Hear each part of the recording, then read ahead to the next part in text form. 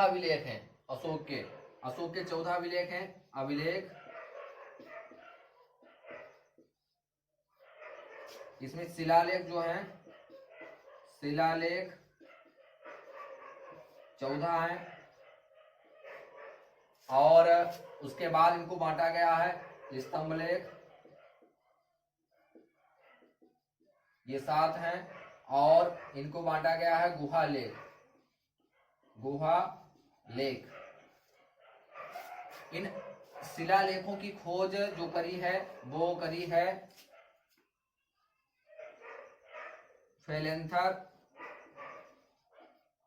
फैलेंथर ने 1750 ईस्वी में।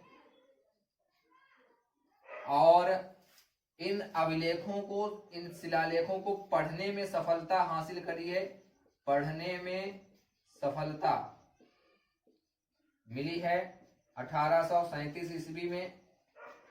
जेम्स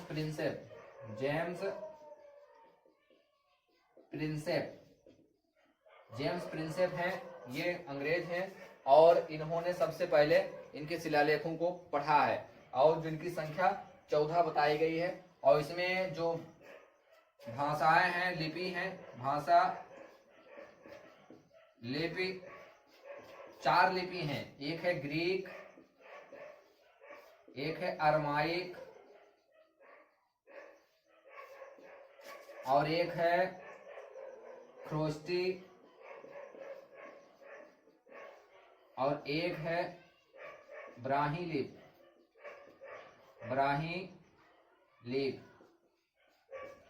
तो ये 4 लिपियों में लिखे गए हैं शिलालेख, जिसमें ग्रीक और अरमाइक के जो शिलालेख प्राप्त हुए हैं ये प्राप्त हुए हैं अफगानिस्तान में। और खरोष्टी लिपि के जो शिलालेख प्राप्त हुए हैं वो पाकिस्तान में। और ब्राह्मी लिपि के जो अभिलेख प्राप्त हुए हैं वो अपने भारत में प्राप्त हुए हैं। तो ये 4 लिपियों में लिखे गए हैं इनके शिलालेख। और इसमें स्तंभ लेख भी हैं और गुहा लेख भी शामिल हैं।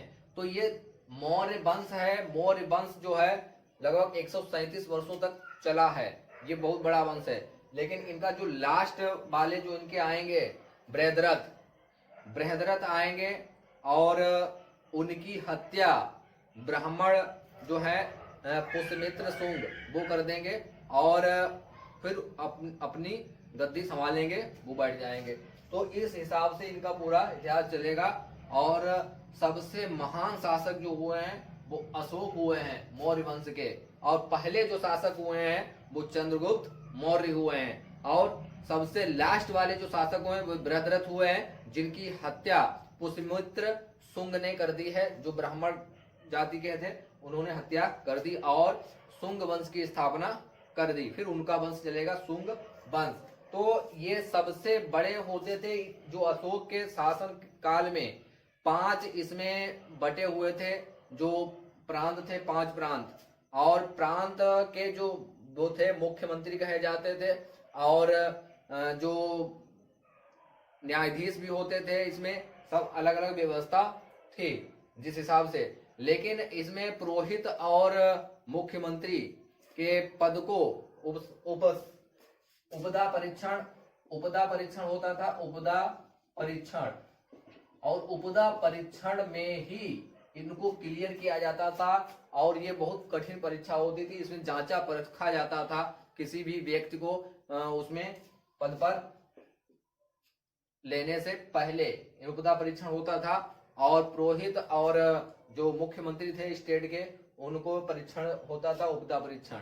और इनमें बड़ा जांचा परखा जाता था इस परीक्षा में। तो सबसे पहले 1750 में फैलेंथर ने इनकी खोज करी है शिलालेखों की। पढ़ने में सफलता हासिल करी 1837 में जेम्स प्रिंसेप ने इनको। लगभग 84,000 स्तूप बताए जा रहे हैं। स्तूप बने 84,000 स्तूप। 84,000 स्तूपों का निर्माण कराया है, ये इतिहास बताता है।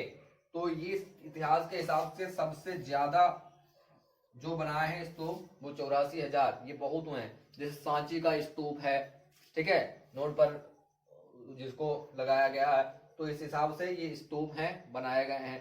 तो पिलर्स जो है, एक जो है सारनाथ का पिलर्स, उसको लिया गया है अपने भारत में चिन्ह के तौर पर, जो नेशनल राष्ट्रीय चिन्ह है, तो इस हिसाब से इनको बनाया गया है।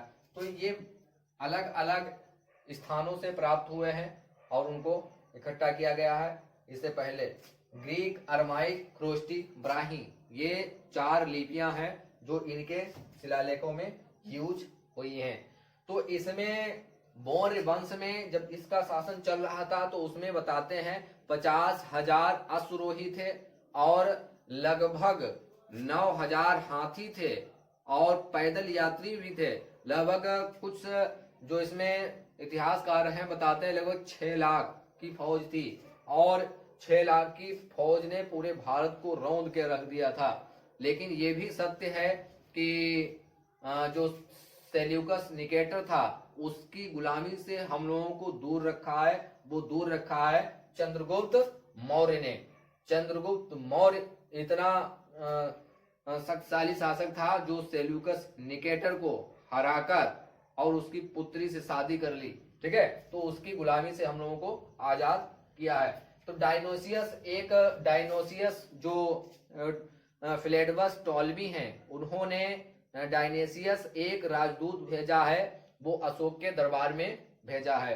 इनका पाटलिपुत्र था, वहां इनकी राजधानी, वहीं सब रहते थे। पाटलिपुत्र मतलब पटना, और जहां पूरा एक बना है चारों तरफ से घिरा हुआ, जिसमें 570 बुर्ज हैं और 64 द्वार हैं, तो वहीं इनकी राजधानी थी पाटलिपुत्र में। तो वहीं से शासन इनका चलता था। फिर धीरे धीरे इनके जो शासक थे वो कमजोर होते गए और बहुत ज्यादा कमजोर हो गए। उसी कमजोरी का फायदा उठाया है वो पुष्यमित्र शुंग ने, और ये सेनापति थे और अपने राजा की हत्या कर दी, तो उनका हो गया अंत। अब शासन चलाएंगे पुष्यमित्र शुंग।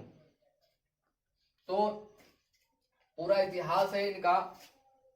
और अशोक वर्धन भी कहा जाता है। 269 ईसा पूर्व में ये बैठे हैं। उपदा परीक्षण ये होता था, मुख्यमंत्री या पुरोहित को जब रखा जाता था पद पर, तो ये परीक्षण होता था।